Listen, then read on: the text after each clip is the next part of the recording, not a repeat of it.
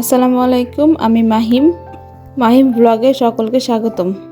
আপু ভাইয়ারা, তোমাদের সকলকেই সঙ্গে নিয়ে শুরু করছি আমার আজকের এই ব্লগটা। রমজান মাস এলো, আবার রহমতের 10 দিনও চলে গেল। আজকে 11ই রমজান, আর আমি আজকের ব্লগটা শুরু করেছি দুপুর 12টা থেকে, কারণ ঘুম থেকেই তো ওঠা হয় সকাল 11টার সময়। এরপর ফ্রেশ হতে হতে প্রায় 12টা বেজে যায়। আর 12টা বেজে গেলেই আমি আমার ছেলেকে গোসল করিয়ে দিই।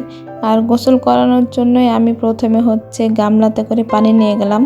আর মূলত আমি বেসিনের পানি থেকেই আমার বাবুকে গোসল করাই, কারণ বেসিনের পানিটা একটু গরম থাকে, রোদে পোড়া পানি, যার জন্য। আর আমার যেহেতু একদমই ছোট বাচ্চা, যার জন্য একটু হালকা কুসুম গরম পানি দিয়ে গোসলটা করাতে হয়। তো আজকে সকালবেলা ব্লগটা শুরু করলাম আমার বাচ্চার গোসলের পানি দিয়েই। আর এইদিকে বাবুকে গোসল করতে দিয়ে এসে আমি রুমটা গুছিয়ে নিচ্ছিলাম। আর শীত যেহেতু চলেই গেছে, তো লেপ আর কম্বলগুলো একদম উঠিয়ে দিয়েছি। 2-3 দিন আগের ব্লগে হয়তো আপনারা দেখেছেন আমাদের বিছানায় লেপ ছিল, আর সেই লেপগুলো উঠিয়ে দিয়ে পাতলা কাঁথা বের করেছি, কারণ রাত্রে খুব একটা বেশি ঠান্ডা লাগে না, মাঝরাতের পরে হালকা ঠান্ডা ঠান্ডা অনুভব হয়। আর এইদিকে আমি বিছানাটা প্রায় গুছিয়ে নিয়েছি। বিছানাটা গুছিয়ে নিয়ে কাঁথাটা সুন্দর মতো ভাঁজ করে জায়গা মতো রেখে দেব। এরপরে আমি ঘরটা পরিষ্কার মতো ঝাড়ু দিয়ে নিব। যেহেতু এই টাইলসের রুমে সেরকম ময়লা থাকে না, হালকা ধুলা থাকে, যেটা বোঝা যায় না।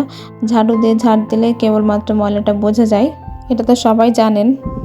আর আমি যতটুকুই কাজ করি না কেন, তাড়াতাড়ি কাজটা শেষ করার চেষ্টা করি, কারণ বাবু একবার কান্না করতে শুরু করলে আর থামতে চায় না।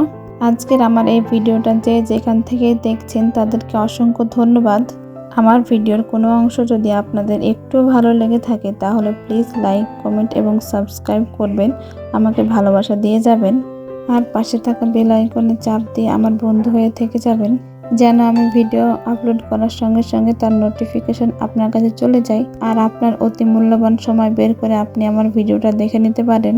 আপনাদের একটা লাইক এবং একটা কমেন্টস আমাকে ভিডিও বানাতে উৎসাহিত করে। তো যাই হোক, আমি ঝাড়ু দেওয়া শেষ করে ডাইনিং টেবিলটা একটু পরিষ্কার করে নিচ্ছিলাম। আর এইদিকে দেখলাম আমাদের যে ফুলের টবটা আছে, ফুলগুলো অনেকটা নোংরা হয়ে গেছে। তো পরবর্তী কোনো দিন আমি ফুলের টবটা পরিষ্কার করব, আজকে আর করলাম না। আর এইদিকে টেবিলটা পরিষ্কার করার পর আমি দেখছিলাম একটা ফুলের টব বসিয়ে, যে টেবিলের মধ্যে একটা টব লাগিয়ে কিছু ফুল রাখলে দেখতে কেমন লাগে। তো আমি এখানে একটা ফুলের টব নিয়েছিলাম, আর 4-5টা গোলাপ ছিল, যেগুলো আমি ফুলের টবের মধ্যে দিয়ে দেখছিলাম যে টেবিলে ফুলের টবের মধ্যে এই গোলাপগুলো রাখলে ঠিক কেমনটা লাগে। বেশ ভালোই লাগছিল, কিন্তু একটু বড় হয়ে গেছিলো। গোলাপের ডাঁটাগুলো একটু ছোট করে কেটে দিলে ফুলের টবে বসালে দেখতে হয়তো ভালো লাগতো। আর আমাদের বাসাটা খুব একটা সাজানো গোছানো না, একদম সাদামাটা।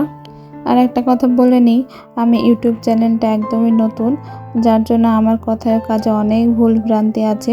তোমরা সকলে প্লিজ ক্ষমার দৃষ্টিতে দেখো। আর এদিকে আমি প্রায় কাজকাম সেরে গোসলের জন্য রেডি হয়ে গেছি। গোসলটা করে নিব, প্রায় 1টা বেজে গেছে। গোসলটা সেরে আমি বারান্দায় যেয়ে আমার কাপড়টা মেলে দিব। এখন যেহেতু অনেক রোদ পড়ছে, যার জন্য ছাদে আর যাই না, বারান্দাতেই কাপড়গুলো মেলে দিই। আর রাস্তার পাশে বাড়িটা হওয়ায় ধুলাবালি সবসময় লেগেই থাকে। আর এই দেখুন, আমাদের গ্রামের কাঁচা রাস্তা, আর রাস্তার পাশে আমাদের এই বাড়িটা। তো আজকের ব্লগটা আমি এখানেই শেষ করছি। কোনো ভুল ভ্রান্তি হলে অবশ্যই ক্ষমার দৃষ্টিতে দেখবেন। সকলে ভালো থাকবেন। আল্লাহ হাফেজ।